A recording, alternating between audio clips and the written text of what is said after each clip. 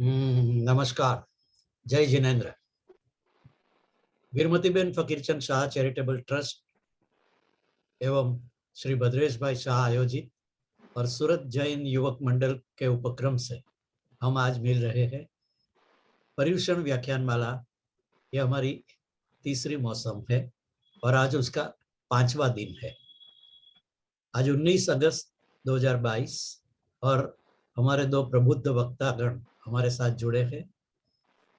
Doctor Kiran Prakash ji Jain हमारे साथ जयपुर से जुड़े हैं और आप आज उत्तम क्षमा गहोरे भाई ये एक खूबसूरत सब्जेक्ट पर अपनी बात करेंगे। और उनके बाद कच्छ रापर से हमारे साथ डॉक्टर रमजान हासनिया जी है। आज आप खंभात है तो खंभात से हमारे साथ जुड़े हैं और आप बात करने जा रहे हैं उपाध्याय यशो विजय जीनु काव्य विश्व। तो हमारे ये दोनों प्रबुद्ध वक्ता हमारे साथ है। मैं आप हमारे मित्र और हमारे ये पूरे प्रोग्राम के जो प्रायोजक है श्री भद्रेश भाई शाह को आपके सामने पेश करूं। भद्रेश जी इंजीनियर है, आर्किटेक्ट है, शहर के माने हुए बिल्डर है। खूब काम आपने किया हुआ है। आपके माता जी वीरमती बहन और फकीरचंद जी उनके पिताजी के नाम से ये पारिवारिक ट्रस्ट के द्वारा आप बहुत सारी प्रवृत्तियां करते हैं। खासतौर पे युवाओं को उनके चारित्र्य घड़तर में बहुत काम मदद करते हैं और बहुत सारी और धार्मिक प्रवृत्तियां भी आप करते हैं, जैसे कि जीव दया उनके पसंदीदा विषय है, उस पर काफी काम आपने किया है। तो श्री भद्रेश शाह को विनती करेंगे कि आप स्क्रीन पे आइए और हमारे साथ जुड़कर हमारे वक्तागण और श्रोतागण का आप अभिवादन कीजिए। श्री भद्रेश भाई शाह।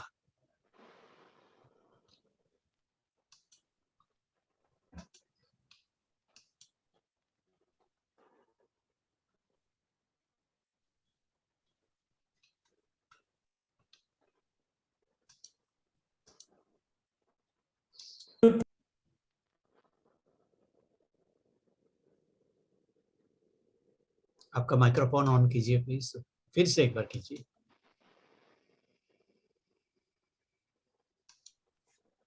हो गया है। प्रणाम, नमस्कार। हम आज ये तीसरे पर्यूषण पर्व व्याख्यान माला सूरत 2022 की शुरुआत 5वें दिन की करते हुए पहले नमस्कार मंत्र से उसके रिटर्न से शुरुआत करें। ओम नमो अरिहंताणं, ओम नमो अरिसिद्धाणं, ओम नमो आयरियाणं, ओम नमो अजायाणं, नमो लोये सवशाहूणं, एषो पंचनमुक्कारो शौवपावपणाशणो मंगलानंच सौवेशिं परमं वै मंगलम्।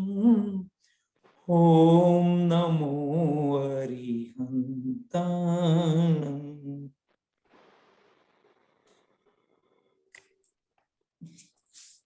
प्रणाम, नमस्कार सुग्न श्रोताजनों, भाइयों बहनों, बालकों। आज ये पर्यूषण व्याख्यान माले के 5वें दिन में आपका उष्मा भर्या अभिवादन है, स्वागत है।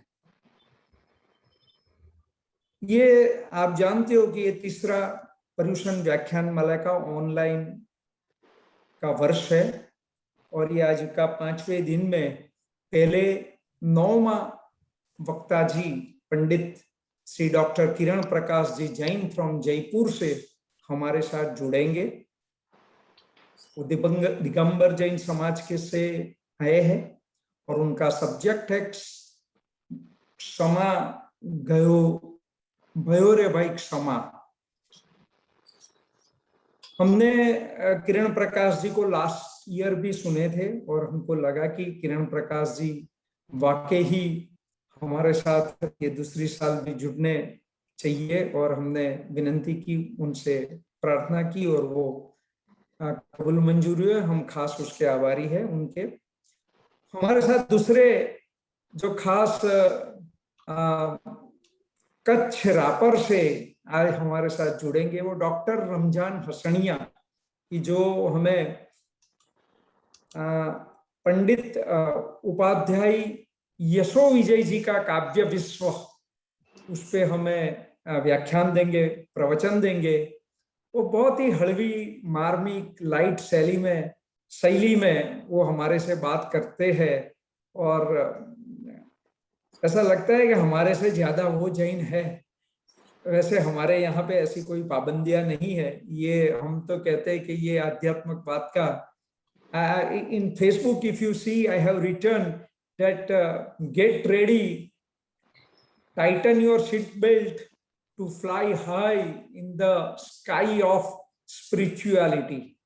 This is a title of my Facebook post. तो ये तो स्पिरिचुअलिटी का स्काई है, उसमें सबको आमंत्रण है। आप सब भी आए हैं हमारे साथ। काफी हम पूरे साल भर एक्टिविटी, जैसे नरेश भाई ने बताया कि हम साल भर एक्टिविटी करते हैं, खास करके the super speaker and the super cultural contest अगले 28 सालों से कंटिन्यूअसली हम कर रहे हैं, जिसमें school, college, teachers and open section, वो चारों के विभाग रहते हैं। उसमें लिटरेचर और कल्चरल एक्टिविटी की काफी 10-10 से भी ज्यादा और करीबन 10-10 प्रवृत्तियों की कंपटीशन होती है, और उसको सैकड़ों राउंड होते हैं, और वो 2 महीने की सैकड़ों राउंड के बाद खत्म होने के बाद उसका बड़ा prize distribution award winner show होता है। फिर इसके बाद हम योगा चैंपियनशिप करते हैं, फिर हम करते हैं हमारे जो पुराना गरबा और रास गरबा, जो पुरानी हमारी अस्मिता ही थी कि जो हम भूल जा रहे हैं और पार्टी प्लॉट में चले जा रहे हैं, उसको रखने के लिए भी हम कोशिश करते हैं, उसकी भी स्पर्धा करते हैं। फिर इसके बाद हम करते हैं रंगोली ट्रेनिंग कैंप, रंगोली स्पर्धा और रंगोली प्रदर्शन। इसके बाद करते हैं ये सुपर स्पीकर, और आखिरी होता है हमारा सुपर समर कैंप, वो मई महीने में होता है। फिर ये साथ साथ में पर्यूषण व्याख्यान माला ये 3 सालों से हमने शुरू की है। हम सोचते थे कि अहमदाबाद में बॉम्बे में 100 साल से चल रही है, अहमदाबाद में 90 सालों से ऊपर से चल रही है, तो सूरत में क्यों नहीं। और एक मौका मिल गया घर बैठे ये शुरू करने का, कोरोना के खराब काल में, तो हमने उसको पिक कर लिया वो अपॉर्चुनिटी को, और वो हम कर रहे हैं। इसके साथ साथ हम जैन सब्जेक्ट्स पे, जैन स्तवन, जैन क्विज कॉन्टेस्ट, जैन पुस्तक परिचय, जैन पब्लिक स्पीकिंग कॉन्टेस्ट वगैरह भी करते हैं। वो पर्यूषण व्याख्यान माला के ये शुरू होने से 1 वीक पहले करते हैं, जिससे पर्यूषण व्याख्यान माला का माहौल बने, और पर्यूषण व्याख्यान माला से पर्यूषण का माहौल बने, इसलिए हम उसको 1 वीक पहले ले लेते हैं। तो और पर्यूषण में जिसी को आराधना करनी हो, गुरु भगवंतों को सुनना हो, कुछ पूजाएं प्रतिक्रमण करनी हो, इसलिए हम उसको 1 वीक पहले लेते हैं। रात को इसलिए लेते हैं आप अपना सब काम खत्म कर करके आराम से अपने घर में ये सुन सके, इसलिए हम रात को प्रतिक्रमण के बाद टाइम रख के करते हैं। और मैं जानता हूं कि बहुत से फैमिलीज उसमें ज्वाइन होते हैं, बहुत से कपल में दिख भी रहा हूं, अभी मेरे स्क्रीन पे होते हैं। तो आप सबको मेरा नमस्कार और आपको अभिवादन करता हूं। इसके साथ साथ हम करते हैं गोपीपुरा हेरिटेज वॉक। हमारी जो पुरानी हेरिटेज है, हमारे बहुत पुराने देरासर, धर्मशालाएं, लाइब्रेरी यानी ज्ञान भंडार, हमारी गोपीपुरा की हवेलियां है, हमारे गोपीपुरा के बहुत लब्ध प्रतिष्ठित लेखकों के घर, उसकी हम एक वॉक 3 घंटे में लेते हैं। उसके पहले एक वीक एक ओवर का 1 घंटे का हमारा उसका लेक्चर होता है और हमारी हेरिटेज पे। इसके बाद आखिरी अभी हमने अगले साल से ही हमारे मम्मी जी के, जो आज हमारे साथ नहीं थे, 1.5 साल पहले ही उनका, 2 साल पहले ही देहांत हुआ। पहले पर्यूषण व्याख्यानमाला में वो हमारे साथ थे, हमारे बाजू में थे। तो उनकी याद में हमने एक एनिमल केयर सेंटर, वीर प्रीति भगवान महावीर एनिमल केयर सेंटर, हमारी सूरत की बहुत जानी मानी सूरत नेचर क्लब के साथ उनके सहकार से उनके अंडर में बनाया है। वो उसमें हम कहीं से भी घायल पशु पक्षी आते हैं या तो ले आते हैं, कॉल मिलते ही। हमारे पास 2 एम्बुलेंस है, तो वहाँ हमारे यहाँ पे उसकी शुश्रूषा करके, सेवा शुश्रूषा करके हम उनको रखते हैं जब तक वो अच्छे नहीं हो जाए, और फिर उसके बाद हम उसको वापस मुक्त कर देते हैं उनकी जहाँ से लाए वहाँ वो जगह पे, या तो उनको नेचर में हम मुक्त कर देते हैं। ये एक टूक परिचय है, बाकी हमारी काफी चलती रहती है प्रवृत्तियां आपके आशीर्वाद से, और आपको हम आपको प्रार्थना करते हैं कि आप भी हमारे साथ जुटो। इतनी छोटी बात से मैं अब नरेश भाई से विनती करूंगा कि आप ताकिद ये चालू कर लो। नरेश भाई सूरत के जाने माने साहित्यिक और कल्चरल एक्टिविटी के एक क्षेत्र में बहुत बड़ा नाम है उनका। खुद एक्टर है, राइटर है, डायरेक्टर है, क्या नहीं है नरेश भाई। लिटरेचर के बहुत बड़े अच्छे उनके आर्टिकल्स वगैरह होते हैं, काफी पत्रकारित्व में भी उन्होंने काफी काम किया है। दिव्य भास्कर, गुजरात मित्र, काफी पेपर्स में वो थे। तो ऐसे नरेश भाई से मैं विनती करूंगा कि आप तुरंत ही प्रोग्राम शुरू कर दो प्लीज। धन्यवाद भद्रेश भाई। और आइए हमारे आज के प्रोग्राम की शुरुआत करें, और हमारे जो पहले वक्ता डॉक्टर किरण प्रकाश जी जो हमारे साथ जयपुर से जुड़े हैं। किरण जी, आपका स्वागत। जी धन्यवाद। मित्र, हम किरण जी से विनती करें कि आप आपके विषय पर हमें ज्ञान दें। उससे पहले मैं किरण सर का एक छोटा सा परिचय आप लोगों से करवाना चाहूँगा। डॉक्टर किरण प्रकाश जैन, आप जयपुर की श्री दिगंबर जैन शर्मन संस्कृति संस्थान के वाइस प्रिंसिपल हैं। आपका हेतु इस संस्थान द्वारा अपने जैन दर्शन और सिद्धांत को, अपने अनुभव और ज्ञान को विश्व में प्रसारित करना है। आपकी शिक्षा, डॉक्टर किरण जैन ने बीए यानी शास्त्री पद, शिक्षण शास्त्री यानी बीएड, जैन दर्शन में आपने आचार्य यानी एमए किया हुआ है, और इसी तरह संस्कृत में भी आपने एमए यानी आचार्य पद आपका है, और कार्तिकेयानुप्रेक्षा इस विषय पे आपने आपका पीएचडी किया हुआ है। आपका कार्य का अनुभव विशाल है। आपने श्री दिगंबर जैन आचार्य संस्कृति महाविद्यालय संगनेर में संस्कृत का 2012 से 2018 तक अध्यापन किया है। श्री दिगंबर जैन शर्मन संस्कृत संस्थान संगनेर में 2012 से अभी तक आप कार्यरत है। बहुत सारे सम्मानों से आप अलंकृत है। आपने राजस्थान राज्य कमीशन और माइनॉरिटीज में अपनी प्रस्तुतियां की है। अनेक सेमिनारों में आपने पेपर्स प्रस्तुत किए हैं।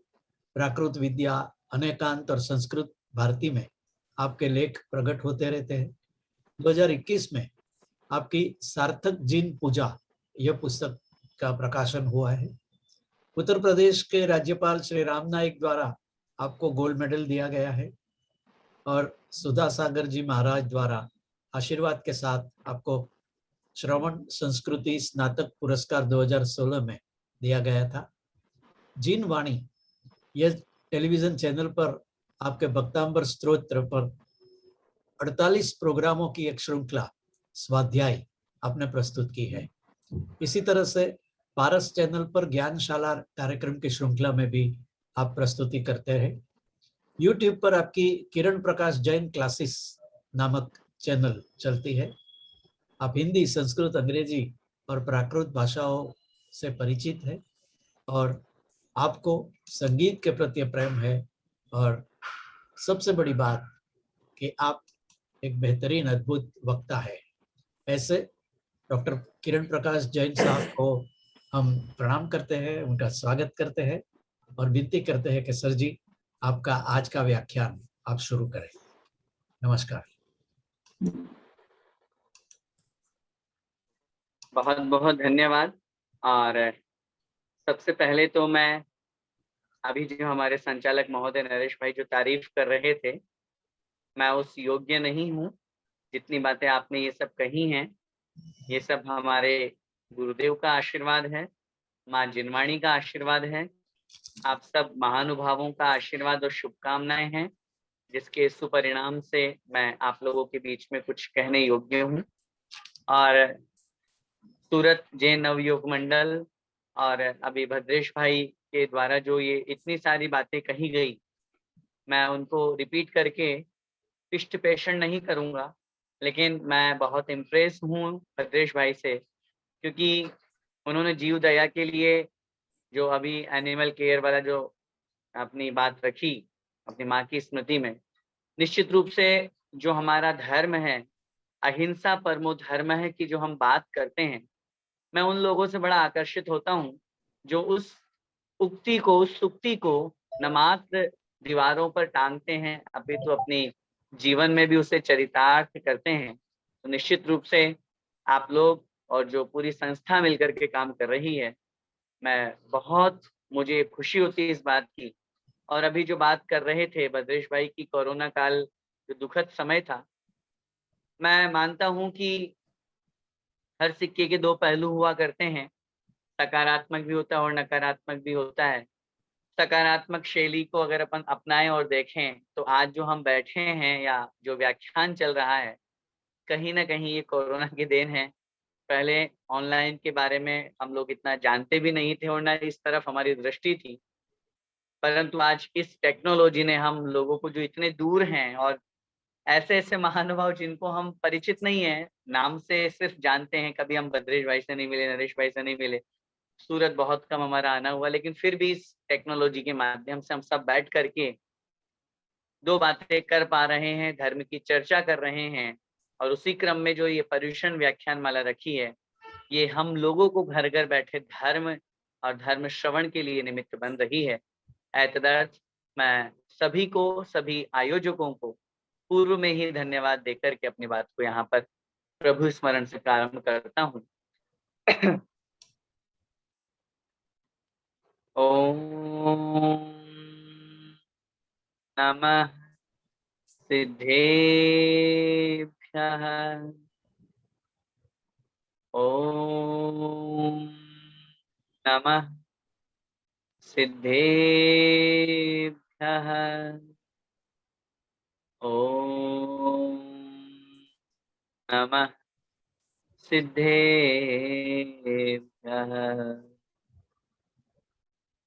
मंगलम भगवान वीरो, मंगलम गौतमो गणी, मंगलम कुंद कुंदार्यो, जैन धर्मोस्तु मंगलम।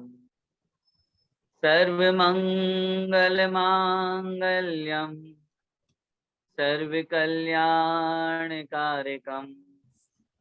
प्रधानम सर्वधर्माणां, जैनम जयतु शासनम, जैनम जयतु शासनम, जैनम जयतु शासनम। पंच परमेष्ठी भगवान की जय। जैसा कि आज का विषय है, उत्तम क्षिमा गहोरे भाई, ये पंक्ति मैंने हमारे पूजन के माध्यम से ग्रहण की और मैं इस पंक्ति से बड़ा आकर्षित,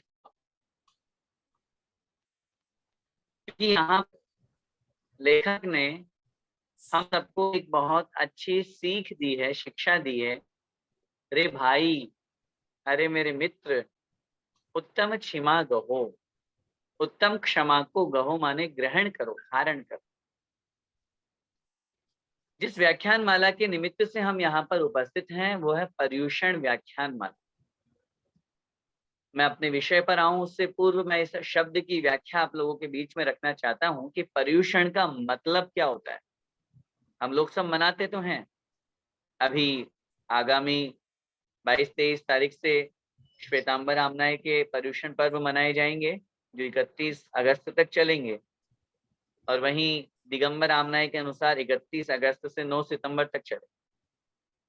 लेकिन जरा इस बात को हम समझें कि पर्युषण का मतलब क्या होता है। पर्युषण आता है, साल में 3 बार आता है, हम भले एक बार मनाते हैं, लेकिन बस वो व्याख्यान कर लिए, प्रवचन करा लिए, किन्हीं विद्वान को बुला लिए, महाराज साहब को बुला लिए, उनका चातुर्मास है, या जो कुछ भी क्रियाएं हम सब कर रहे हैं, क्या इतना ही करके इसको मनाने का नाम पर्व है? पर्युषण का मतलब होता है संस्कृत में, इसकी जब हम व्युत्पत्ति करते हैं, परिसमन्तात् उष्यन्ते दह्यन्ते पाप कर्माणि यस्मिन् तन्नाम पर्युषण। परिसमन्तात्, जो पर्युषण है, परिउषण शब्द से निकल रहा है। परि माने चारों ओर, सब तरफ, समन्तात् माने सब ओर से। उष्यन्ते दह्यन्ते, उष्यन्ते का मतलब होता है जलाए जाते हैं। पाप कर्माणि मतलब पाप कर्म, पाप की क्रियाएं, पाप के विचार, यस्मिन जिसमें, उसका नाम है पर्युषण। इस बात पर जरा हम विचार करें कि हम दिन भर पाप करते हैं, दिन रात पाप करते हैं, प्रति समय पाप करते हैं। पाप से मेरा तात्पर्य, बहुत सीधी सी परिभाषा आचार्य उमा स्वामी महाराज ने तत्वार सूत्र के 6ठे अध्याय में लिखी कि पाप किसे कहते हैं। लोग तरह तरह की व्याख्याएं करते हैं। कोई गलत काम कर रहा है, कोई चोरी कर रहा है, कोई किसी के साथ गलत सोच रख रहा है, या कुछ भी कर रहा है। अनेक तरह से परिभाषाएं बनती है। हिंसा दी, हिंसा, झूठ, चोरी, कुशील को हम पाप कहते हैं। लेकिन उन्होंने एक बहुत सुंदर परिभाषा दी। उन्होंने लिखा, शुभ पुण्यस्य शुभ पापस्य। शुभ योग होने पर पुण्य से, पुण्य का आश्रय होता है, और अशुभ योग होने पर पापस्य, पाप का आश्रय होता है। मतलब हुआ, तात्पर्य ये है, मन वचन और काय जब हमारे तीनों योग अशुभ होते हैं, गलत होते हैं, हम मन से अशुभ विचार कर, उसका बुरा हो जाए, उसका ये हो जाए, उसका घर जल जाए, उसके साथ गलत हो जाए, कुछ ना कुछ जो हम अशुभ सोच रहे हैं बैठे बैठे, अभी क्रिया नहीं कर रहे, अभी हम कुछ काम नहीं कर रहे गलत, लेकिन सिर्फ बैठे बैठे सोच रहे हैं, टीवी देख रहे हैं, मोबाइल चला रहे हैं।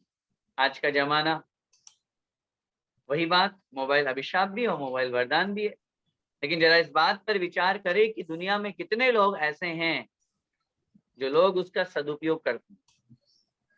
शायद आप लोगों को जानकर के आश्चर्य होगा, अभी कुछ ही दिन पूर्व अखबार में मैंने पढ़ा, जिन्होंने इस फेसबुक का आविष्कार किया, उन सज्जन ने वहां स्पष्ट रूप से कमेंट किया कि मैंने फेसबुक का आविष्कार करके अपने जीवन की सबसे बड़ी गलती की। जब उनसे ये प्रश्न किया गया कि आपने ऐसा क्यों कहा, लोगों को तो बड़ा गौरव महसूस होता है, लोग तो बड़े खुश होते हैं कि आप कितने महान व्यक्ति हैं कि आपने दुनिया को एक ऐसा ऐप दिया, दुनिया को एक ऐसा माध्यम दिया जिसके माध्यम से बहुत सी बातें शेयर की जा सकती है, धर्म का प्रचार किया जा सकता है, लोग घर बैठे अनेक प्रकार की पूरी विश्व से जुड़ सकते हैं, जानकारी ले सकते हैं, फिर आप ऐसा क्यों कह रहे हैं?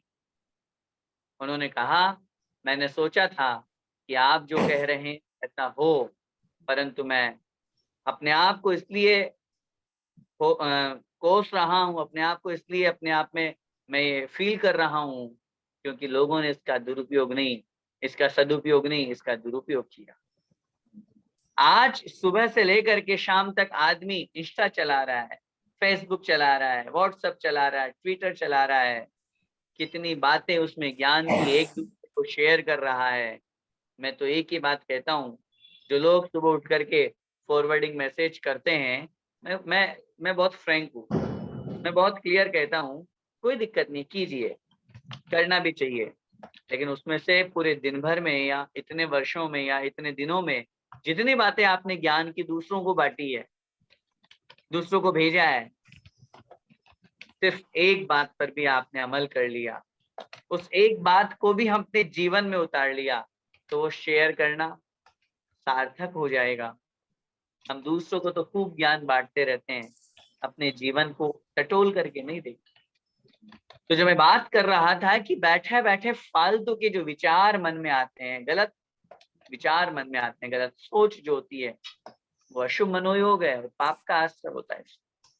वहीं दूसरी जगह अशुभ वचन योग, अब हम किसी के बारे में गलत बोलते हैं, गाली गलौज करते हैं, निंदा करते हैं।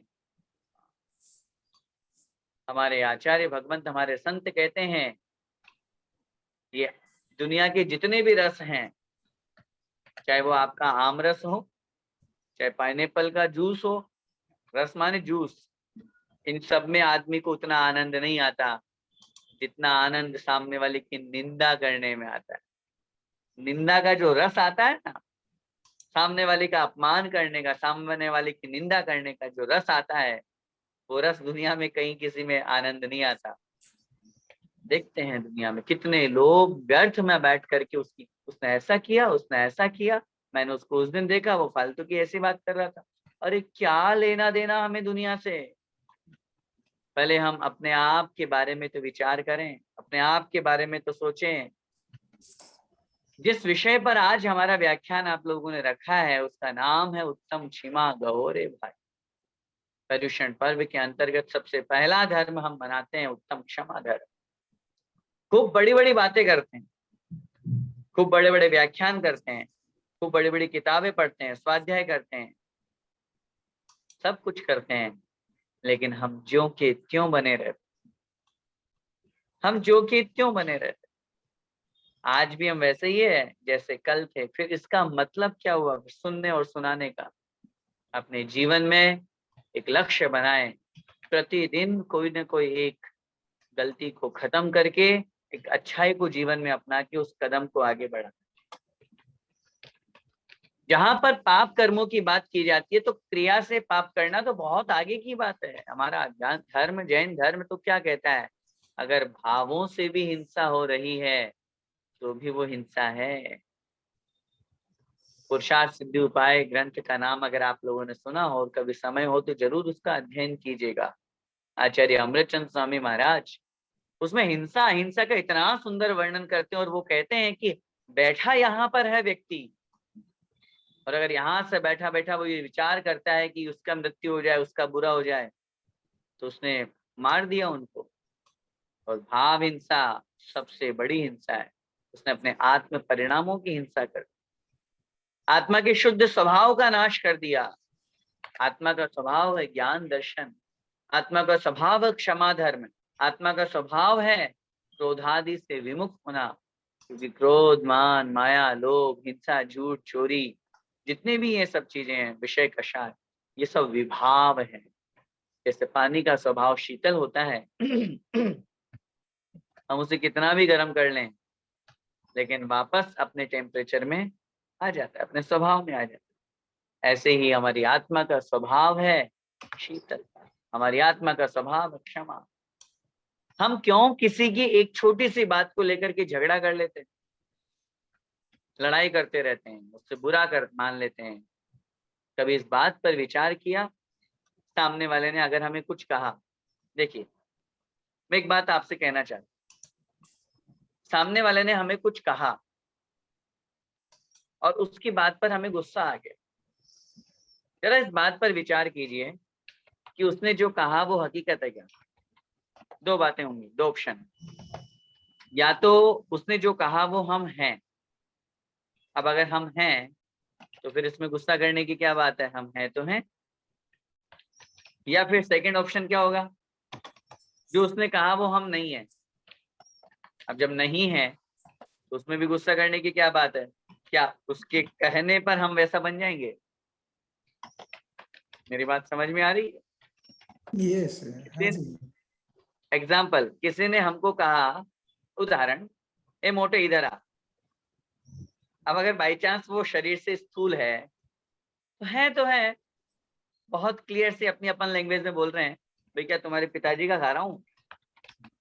हैं हम मोटे हैं, तो उसके कहने में हमें चिढ़ना क्यों, गुस्सा क्यों करना? और अगर हम नहीं हैं तो सामने वाले ने कितना भी कह दिया, तो क्या सामने वाले के कहने से हम वैसे बन जाएंगे क्या? गौतम बुद्ध एक बार जब चल रहे थे तो उनका आनंद नाम का जो शिष्य था, चलते चलते काफी लोगों ने उन्हें बहुत भला बुरा कहा, गाली गलौज की। गौतम बुद्ध ने कोई रिप्लाई नहीं दिया, कोई प्रत्युत्तर नहीं दिया। आनंद शिष्य जो था वो आगे जाकर के बोलता है, बनते, वो लोग आपको इतनी गालियां दे रहे थे, इतना भला बुरा कह रहे थे, आपने सुना नहीं कितनी गालियां दे रहे थे, और आपने उनको वापस कुछ कहा भी नहीं। तो गौतम बुद्ध कहने लगे, बोले नहीं मैंने तो नहीं सुना। तो कैसी बात कर रहे हो आप, इतनी तेज तेज दे रहे थे, मैं सुन रहा था, साथ में चल रहा था, सब कुछ कर रहा था। गौतम बुद्ध कहते हैं, मैंने इन कानों से तो सुना है, लेकिन मेरी आत्मा ने उसे ग्रहण नहीं किया। कितनी बड़ी बात उन्होंने कही। बोले उसने कहा है, कहना अलग बात है, अपने आप को स्वीकार करना, ग्रहण करना अलग बात। आपने मुझे कोई चीज दी, वो मैं मेरे पास कब आएगी, जब मैं लूंगा, और अगर मैं लूं ही नहीं तो मैंने कहाँ एक्सेप्ट किया। यही बात यहाँ लगाई है ना। सामने वाले ने हमें कुछ कहा, उस कुछ कहा को हमने एक्सेप्ट ही नहीं किया। जब एक्सेप्ट नहीं किया तो फिर वो हमारे पास आई नहीं, और जब आई नहीं तो फिर मैं उसके प्रति रिप्लाई क्यों करूं? गुस्सा एक ऐसी चीज है जो अच्छे अच्छों के रिश्तों को तोड़ देती है। हम जब भी किसी से बात करते हैं तो बड़े प्रेम से करते हैं, बड़े स्नेह से करते हैं, और वही बात अगर हम गुस्से में करें तो, क्रोध में कहें तो, बहुत सुंदर पंक्तियां मुझे स्मरण आ रही है कि रावण मत कहो किसी से,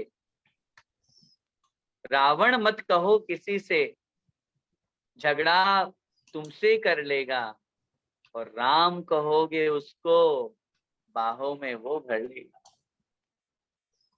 सामने वाले को जो हम बोल रहे हैं, बड़े प्रेम से, विनय से, हंस करके, मुस्कुरा करके अगर बोलेंगे तो हम किसी पराये को भी अपना बना सकते हैं, और गुस्से के साथ बात करके हम अपने को भी पराया कर सकते हैं। पंक्तियां बहुत अच्छी कही है कि न शान जाति न रुतबा घट गया होता, न शान जाति न रुतबा घट गया होता, जो गुस्से से कहा तुमने, यदि हंस के कहा होता। जो गुस्से से कहा तुमने, अगर हंस के कहा, क्या चला जाता हमारा?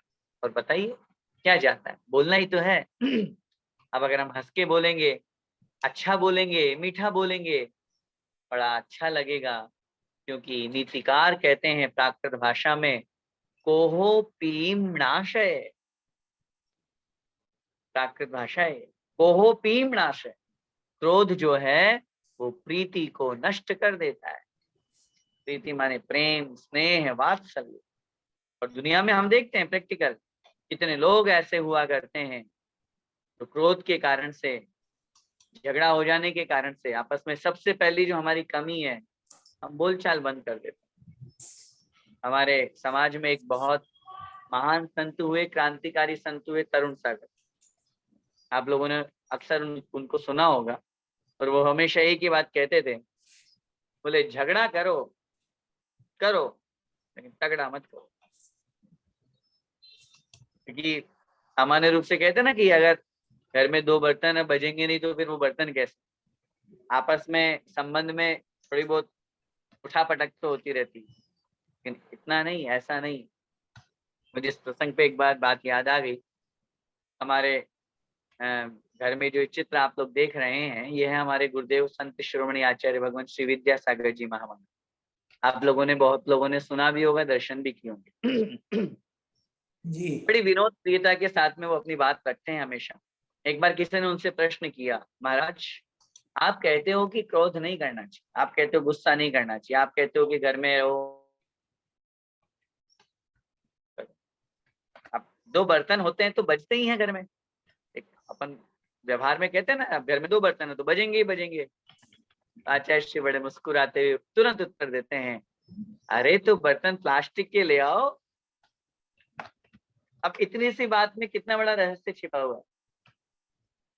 प्लास्टिक के बर्तन घर में लाना नहीं है, लेकिन वो ये कहना चाह रहे हैं 2 बर्तन टकराएंगे, स्टील के या चांदी के जो भी है तो आवाज आती है, लेकिन अगर वहीं प्लास्टिक के बर्तन टकराएंगे तो आवाज, टकराने की मना नहीं कही उन्होंने, होता है टकराव, अपन भी जानते हैं, समाज में रहते हैं, साथ में रहते हैं, सबके विचार कभी नहीं मिल पाते, लेकिन इसका मतलब ये तो नहीं कि हम तेज चिल्लाएं, गाली गलौज करें, गुस्सा करें, ऐसा झगड़ा करें कि पड़ोसी आ जाए, भाई क्या हो गया तुमको। अपना झगड़ा अपने परिवार तक रखेंगे तो वहीं सुलझ जाएगा।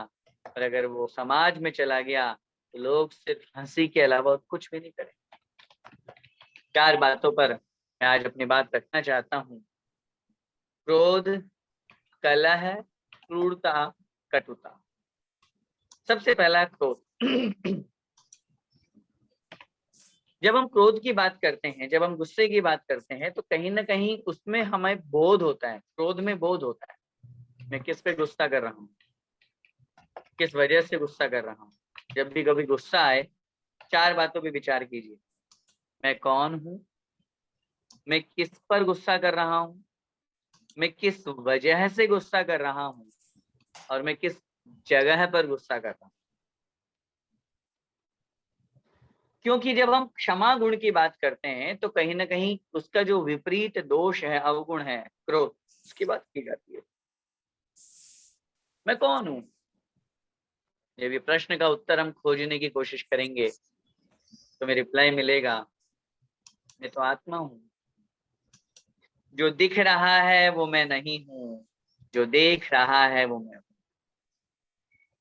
जो सुन रहा है वो मैं नहीं हूं, जिसके माध्यम से, जो सुन रहा है वो मैं हूं, जिसके माध्यम से सुन रहा है वो मैं नहीं।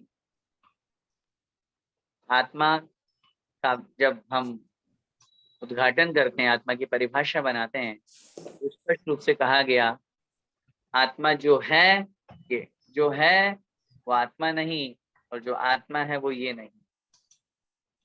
ये सिर्फ हमारी पर्याय है। 2 शब्दों के बारे में अपन विचार करें, द्रव्य और पर्याय। मैं कौन हूं, जब इस तरह का प्रश्न हमारे सामने उत्तर मिलेगा, आचार्य कुंद देव महाराज समय सार में लिखते हैं, अहमिको खलु शुद्धो दंसनाण रू सदा दंसनाण मय्यो सदा रूबी नवी अथि मज्ज किंचिवी अन्नम परमाणु वित्तम। अहमिको खलु शुद्ध, मैं एक हूँ, निश्चय से शुद्ध हूँ। मेरी आत्मा का स्वभाव क्रोध करना नहीं, मेरी आत्मा का स्वभाव गाली देना नहीं। अरे जब भी बोलो अपने मुख से अच्छा बोलो, गाली बोल करके। ये जो वचन वर्गणा हमको प्राप्त हुई है ना, जो वचन शब्द हमको मिले हैं, बड़े महान पुण्योदय से प्राप्त हुए। और जब पुण्योदय की बात की जाती है तो मैं तो हमेशा कहता हूँ, इतने पूरे पूरे के पूरे विश्व की अपन बात करें, उस पूरे विश्व में हम कितने सौभाग्यशाली हैं, भारत देश में हमारा जन्म। अभी कुछ ही दिन पूर्व में सुन रहा था आचार्य भगवंत इतनी बड़ी बात कह रहे हैं कि भारत देश में हमारा जन्म हुआ, इससे बड़ा पुण्य और क्या हो सकता है। जिसकी संस्कृति, जिसकी सभ्यता पर हमें नाज है, जिन संतों की वजह से आज हमें लाज है, पूरा विश्व जिसकी ओर देख करके अपने आप को अच्छा बनाने की कोशिश कर रहा है, उसका नाम है भारत देश। उस भारत देश में भी हम सौभाग्यशाली हैं कि हमें जैन कुल मिला, हम सौभाग्यशाली हैं कि हमें जिनागम मिला, हमें गुरुदेव मिले, हमें तीर्थंकर भगवान मिले, आज हमें सदुपदेश मिला। मैं कहता हूँ यहाँ पर उपस्थित जो जितने भी महानुभाव हैं, इतने सौभाग्यशाली हैं कि आज उन्हें इस विषय पर व्याख्यान सुनने को मिला। नहीं तो बताइए, ये मैसेज कितनी जगह फॉरवर्ड हुआ? बहुत जगह। लेकिन जिनका पुण्य था वो ही सुन पा रहे हैं। बिना पुण्य के सुनने का खूब भाव भी हो सकता है, और इसलिए मैं खुद अपना पुण्य बढ़ा रहा हूँ। आप ऐसा मत समझिएगा कि आपने मुझे निवेदन किया कि आप व्याख्यान कीजिए और मैंने आपके निवेदन पे व्याख्यान किया। वो अपनी जगह है व्यवहार, लेकिन मेरा भी तो पुण्य बढ़ रहा है, मेरा भी तो स्वाध्याय हो रहा है। इन सब बातों को लेकर के अपन को विचार करना चाहिए। मैं कौन हूँ? मैं आत्म द्रव्य हूँ। ये जो दिख रहा है ये मेरी पर्याय है, और पर्याय प्रतिपल परिवर्तित होता है। पर्याय का मतलब ये होता है प्रतिपल, प्रतिक्षण जो परिवर्तनशील है। और जब परिवर्तन की बात आती है, आत्मा स्थिर है, शाश्वत है।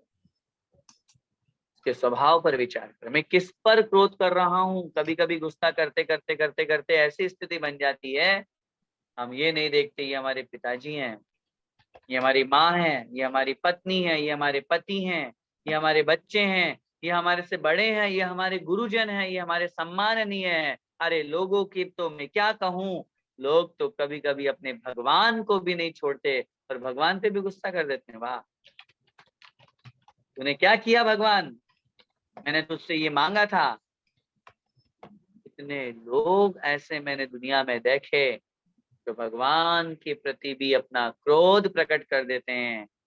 अरे भाई, सब हमारे कर्मों से हो रहा है, भगवान कुछ नहीं करने वाले। भगवान सिर्फ हमारे पुण्य में निमित्त हैं, हमारे धर्म में निमित्त हैं।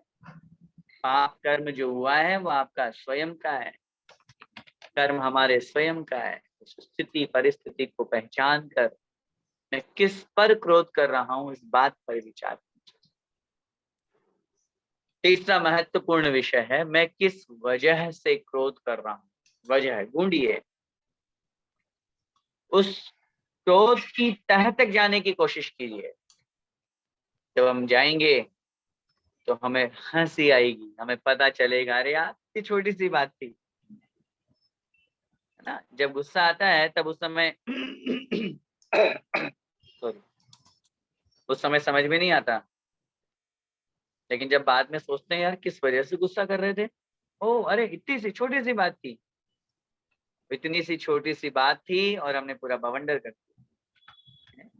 महाभारत सिर्फ एक सेंटेंस की वजह से हो गया। अंधों के तो अंधे होते हैं, सिर्फ इतना सा सेंटेंस, पूरा का पूरा महाभारत, पूरी दुनिया है। सोचिए, हमारे माध्यम से कभी कभी ऐसे शब्द निकल जाते हैं, कभी कभी ऐसी बातें निकल जाती है, और उस पर विचार जब हम कर, अरे यार इतनी सी बात थी, उसने मेरे से कुछ कह दिया, तो स्माइल करके निकाल सकते हैं ना। क्यों इतना लोड लेते हैं? ये जो दिमाग है अपना, उसमें कचरा क्यों भरते हैं, विषय कषाय क्यों भरते हैं, पुरानी बातें क्यों भरते हैं? आज अगर मैं आपसे निवेदन करूं, कोई अच्छी बात मैंने आपको पिछले वर्ष भी व्याख्यान माला में कही, अगर मैं आपसे पूछूं किसी से कि आपको याद है क्या, तो शायद ही कोई बता पाएगा कि उसको याद है।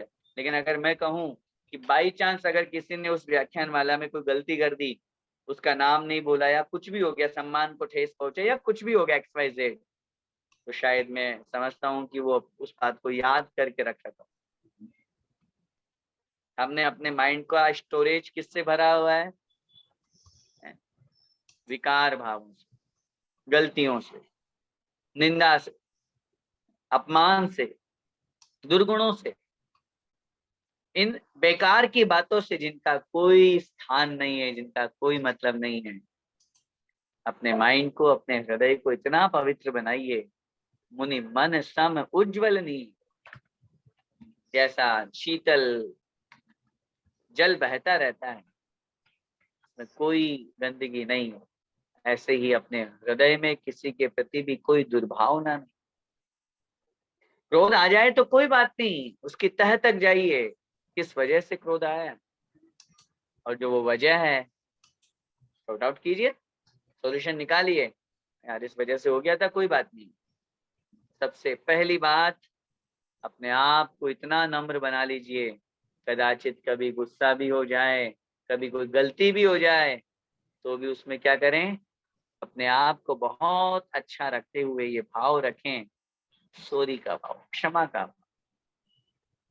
लिखते तो बहुत है अपन, क्षमा वीरस्य भूषणम। मैं कहना चाहता हूं ये सब उक्तियां, सुक्तियां, कहावतें सिर्फ दीवारों पर सुशोभित नहीं हो, अपने हृदय में भी सुशोभित, अपने मन को भी अच्छी लगे, हृदय में भी इसको स्वीकार कर। क्योंकि कहीं ना कहीं जब अपन इन बातों पर विचार करते हैं, क्षमा करना और ज्यादा कठिन है क्षमा मांगने से। क्या कह रहा हूं मैं? क्षमा मांगना तो बहुत सरल है, कोई गलती हुई तो सॉरी सॉरी भाई सॉरी, बस इतना बोल करके हम आगे बढ़ गए। लेकिन सामने वाले को क्षमा करना, बोलिए जरा, किसी ने कोई गलती कर दी और गलती करने के बाद में वो कह रहा सॉरी यार भाई, हम कितना जल्दी उसको माफ कर पाते हैं क्या? ईमानदारी से अपने अपने हृदय को टटोलिए, अपने अपने मन को खंगालिए। हम सामने वाले को माफ करने में कितना टाइम लगाते हैं, अपने मन के ऊपर कितना बोझ रखते हैं। जितनी जल्दी हम अपनी क्षमा की उम्मीद करते हैं, इसी प्रकार उतनी ही जल्दी हमें सामने वाले को भी क्षमा कर देना चाहिए। किस वजह से? और चौथा पॉइंट मेरा, किस जगह पर क्रोध कर रहे हैं हम? किस जगह पर क्रोध कर रहे हैं, गुस्सा कहाँ कर रहे हैं हम? कभी कभी तो हमारे साथ में ऐसी परिस्थिति होती है, हम ये भी नहीं देखते कि हम मंदिर में हैं, हम ये भी नहीं देखते कि हम गुरु चरणों में हैं, हम ये भी नहीं देखते कि हम कौन से स्थान पर खड़े होकर के गुस्सा कर रहे हैं। क्योंकि क्षेत्र का, स्थान का बहुत बड़ा प्रभाव पड़ता है। मुझे किस्सा याद आ रहा है महाभारत का, जिसमें कौरव और पांडवों का युद्ध होना था। तब उस समय एक बहुत बड़ा प्रश्न था श्री कृष्ण के सामने कि इनका युद्ध कहाँ कराया जाए, किस स्थान पर इनका युद्ध कराया जाए। क्योंकि दो भाई हैं और पता चले युद्ध करते करते दोनों में आपस में प्रेम हो जाए, जबकि दो भाइयों में तो हमें दुश्मनी करनी है, लड़ाना है, भिड़ाना है। निकल गए युधिष्ठिर और श्री कृष्ण स्थान देखने के लिए। पूरी भारत देश को उन्होंने देखा, कोई स्थान ऐसा उन्हें नजर नहीं आ रहा था। जब वो वापस लौट रहे थे तो उन्होंने देखा एक स्थान पर एक खेत है, खेत में एक स्त्री है जो अपने नवजात शिशु को के साथ में वहां पर बुवाई कर रही है। किसान के लिए वो घर से भोजन बना के लाई है तैयार करके, और उस खेत के पास में एक नहर बह रही है, पानी का बहुत बड़ा नाला है। किसान जो है सुबह से लेकर के दोपहर हो गई, अपनी पत्नी के द्वारा लाए हुए भोजन को वो एक पेड़ की छांव में बैठ करके खा रहा है। शेष जो कार्य था वो उसकी पत्नी वहां पर प्रारंभ कर देती है। नवजात शिशु है तो उसने उस बच्चे को बगल में सुला दिया और वो काम करने लगी। थोड़ी देर बाद वो बच्चा रोने लगता है। बच्चा तो बच्चा, रो ही गई माँ के बिना। तो उसने वहीं से दूर से आवाज देकर के उसको चुप कराने की कोशिश की, लेकिन वो नहीं हो रहा। पास में गई, उसको उठाया तो वो चुप हो गया। लेकिन उस किसान की पत्नी को लगा कि अगर मैं इसको ऐसे करूंगी तो शायद फिर ये काम नहीं हो पाएगा। तो उसने पुनः उसको सुला दिया, बच्चा फिर रोने लगा। किसान की पत्नी को बहुत गुस्सा भी आ रहा था। उसका सबसे बड़ा कारण था कि जहां पे वो मिट्टी डाल रही थी उसका कारण पानी का बहाव बहुत तेज था और वो पूरा का पूरा पानी बह करके उसके खेत में आ रहा था। और जब खेत में आ रहा था तो पूरी फसल नष्ट होने का भय था। वो बार बार वहां पर मिट्टी लगा रही थी, उधर वो बच्चा रो रहा था, उसको बड़ा इरिटेशन हुआ। बार बार वो चुप कराने की कोशिश भी करे, बच्चा चुप नहीं हो। उधर अगर वो छोड़ करके जाती तो पूरा पानी खेत में आ जाएगा, तो पूरे फसल का नुकसान हो जाएगा। मिट्टी लगा रही है, बहाव तेज था, फिर वापस मिट्टी बह रही, उधर से वो बच्चा रो रहा है। इस पूरे सीन को जब क्रिएट किया, जब हुआ, माँ को इतना गुस्सा आया उस बच्चे के ऊपर, उसने उठाया उस बच्चे को और उस मिट्टी की जगह पे रख दिया, पटक दिया वहां और लगा दिया, जिससे पानी का बहाव रुक गया। पानी का बहाव तो रुक गया, लेकिन नवजात शिशु था, अभी अभी का जन्मा बच्चा था, और उसकी तुरंत वहीं पे ऑन द स्पॉट मृत्यु हो गई, डेथ हो गई। जैसे ही श्री कृष्ण ने इस दृश्य को देखा, कहा सुनो, इसी स्थान पर कौरव और पांडवों का युद्ध होगा। युधिष्ठिर ने पूछा, आपने ऐसा क्यों कहा, किस वजह से? तो उन्होंने कहा, जहां एक माँ को अपने बेटे के प्रति प्रेम नहीं हो सकता, जिस प्रेम की पूरी दुनिया दाद देती है, वहां दो भाइयों में कैसे प्रेम उमड़ सकता है? और उस स्थान का नाम था कुरुक्षेत्र। इसलिए किस जगह पर क्रोध कर रहे हैं, जरा इस बात पर विचार कीजिए। मंदिर जैसे पवित्र स्थान पर गुरु चरणों के समक्ष, गुरु के समक्ष, बड़ों के समक्ष कभी भी गुस्सा नहीं करना चाहिए। इसलिए इन चार बातों को अगर अपन देखेंगे, जो बात और जो विषय अपना है, उत्तम क्षमा, क्या जाता है, क्या जाता है हमारा, अगर हम सामने वाले से प्रेम से हंस करके बोल दें। क्रोध में बोध होना बहुत जरूरी है, क्रोध में बोध होना बहुत जरूरी है। दूसरा पॉइंट है कलह है। कलह हम करते हैं, झगड़ा करते हैं, लेकिन कलह के साथ सुलह होना जरूरी। अगर कलह है तो सुलह साथ में जुड़ा हुआ है। जैसे मैं कहता हूँ ना, दिन और रात, प्रकाश और अंधकार, हर सिक्के के दोनों पहलू है, पॉजिटिव नेगेटिव। ये हमारा नजरिया है, हम क्या देखना चाहते हैं। कलह अगर हम कर रहे हैं तो कलह के बाद सुलह का भी चांस है, सुलह होना चाहिए। ये यहां तक तो चल जाएगा काम, लेकिन जब क्रूरता पर आदमी आ जाता है, क्रोध में बोध हो जाए तो चल जाएगा, कलह में सुलह हो जाए तो चल जाएगा, लेकिन जब क्रूरता पर आदमी आ जाता है, जिसे हम कहते हैं कि फिर वो मनुष्य नहीं रह पाता, क्रूर जानवर की भांति वो व्यवहार करता है। और जिस तरह जानवर में विवेकहीनता होने से, ज्ञानहीनता होने से वही विचार नहीं करता, उसी तरह से क्रूर मनुष्य बन जाता है, ऐसा क्रोध में पागल हो जाता है। किसी ने कहा है कि क्रोधी व्यक्ति मगरमच्छ की तरह हुआ करता है, क्योंकि मगरमच्छ जब अपना मुंह खोलता है तो आंख बंद हो जाती है, जब मुंह बंद करता है तो आंख खुली रहती है। ऐसे ही क्रोधी व्यक्ति जब मुंह खोलता है तो बकवास करता है, उल्टा सीधा बोलता है, न जाने क्या क्या बोलता है, तब उस समय उसके विवेक रूपी आंखें बंद हो जाती है। और जब वो विवेक के साथ में होता है तो निश्चित रूप से क्रोध नहीं करता, क्योंकि क्रूरता के बाद में जो सबसे घटिया, सबसे खराब, सबसे बड़ा अवगुण है, वो है कटुता। कटुता, और कटुता के कारण से हम सामने वाले से जन्मों जन्मों के बैर को बांध लेते हैं। जरा इस बात का विचार कीजिए। भगवान पार्श्वनाथ हमारे सामने उदाहरण है, कुछ नहीं किया था, उनका क्या दोष था, लेकिन फिर भी उस क्रोधी कमठ ने, कमठ के जीव ने उनको 10 भावों तक घुमाया, चक्कर लगवाया, लेकिन हर भाव में पार्श्वनाथ भगवान उसे क्षमा करते रहे। और उस क्षमा का ये परिणाम हुआ, अंत में जीत क्षमा की। समय आपका हो रहा है, अगले भी वक्ता यहाँ पर हैं, क्योंकि विषय तो बहुत कुछ है कहने को, लेकिन प्रथम व्याख्यान जिनका होता है उन्हें थोड़ा सा सेक्रीफाइस करना होता है, क्योंकि प्रारंभिक क्षण में सारी भूमिकाएं कहनी होती है इस अपेक्षा से। लेकिन बस बात मैं इतनी सी कहूंगा कि निश्चित रूप से हमें इस बात पर विचार करना चाहिए कि हम जिस पर गुस्सा या जिस स्थिति में गुस्सा या क्रोध कर रहे हैं वो कितना वाजिब है। क्षमा के बहुत फायदे हैं। सामने वाले को एक बार दिल से माफ कीजिए, वो जन्मों जन्मों तक आपका ऋणी रहेगा। गुस्से में कहे गए वचन कभी भी हमारे लिए अच्छे नहीं होते हैं। एक बहुत बड़े महान फिलोसोफर हुए रॉबर्ट ब्राउनिंग, उन्होंने इंग्लिश में बहुत अच्छी लाइन लिखी है कि good to forgive but best to forget. भूल जाना बहुत अच्छा है, लेकिन भूल जाने से भी ज्यादा अच्छा है सामने वाले को क्षमा करना, सामने वाले को माफ करना।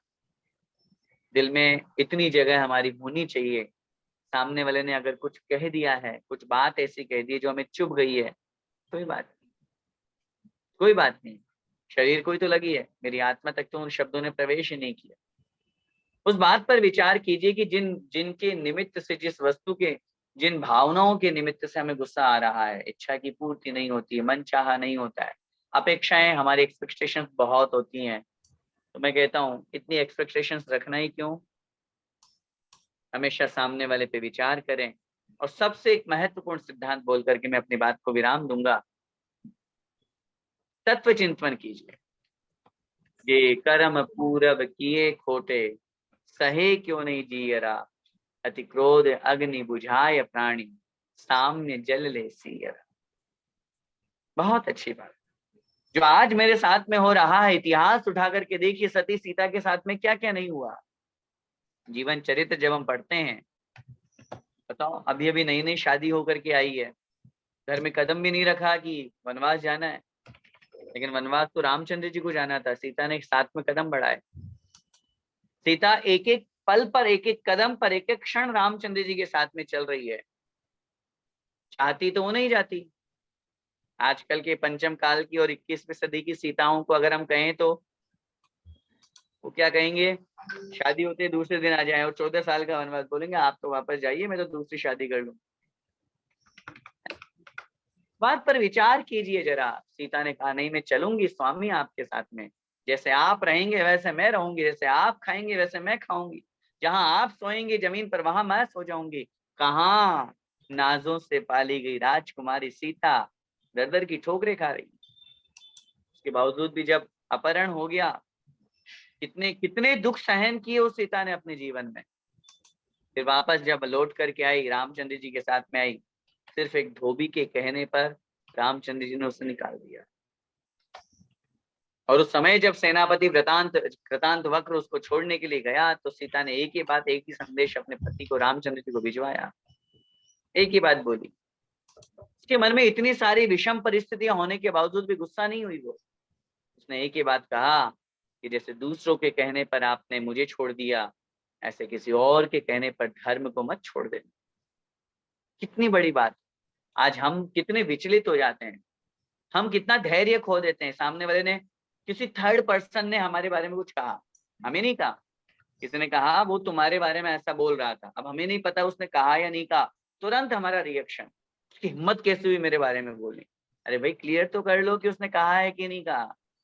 हम तुरंत आपा खो देते हैं, धैर्य खो देते हैं और गुस्सा कर बैठते हैं। बस अंत में इन बातों पर विचार करके, जो हम अपने आदर्श हैं, जो हमारे महान व्यक्तित्व हुआ करते हैं, हमारे महापुरुष हुए हैं, हमारे गुरु आदि हुए हैं, तीर्थंकर भगवंत हुए हैं, पार्षनाथ भगवान को देखो ना, कोई रिप्लाई नहीं दिया।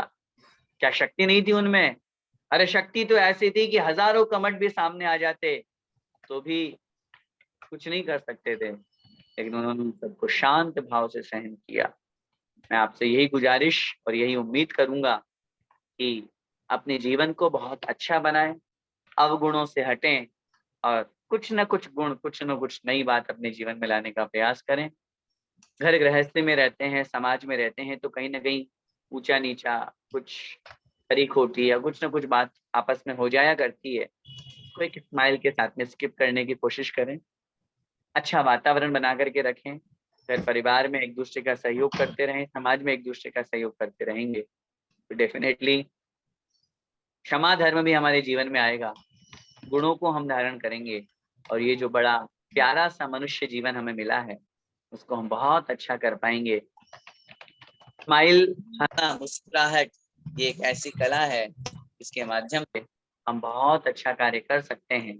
हम सब मिलकर के बहुत अच्छा कार्य करें, सामने वाले को गले लगा करके काम बढ़ाएं, और ऐसा करेंगे तो निश्चित रूप से हम क्रोध पर विजय प्राप्त करके क्षमा को धारण करेंगे।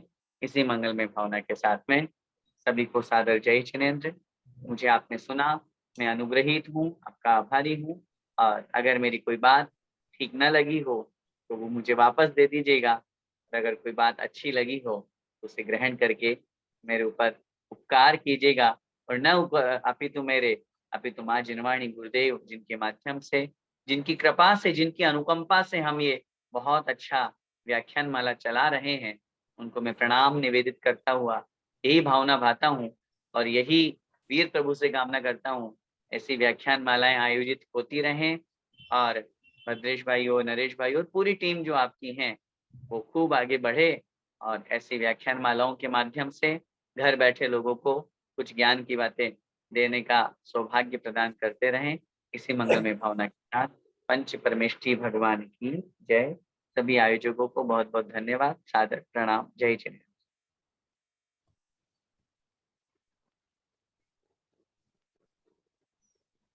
खूब आभार किरण प्रकाश जी, आपने बहुत सरल और सहज भाषा में हमें उत्तम क्षमा गहोरे भाई हमारे जिंदगी में कैसे शांति और सहजता स्थापित हो सके उसके लिए बताया। आपका खूब आभारी है हम। नरेश भाई को मैं विनती करूंगा कि दूसरे हमारे रमजान भाई हसानिया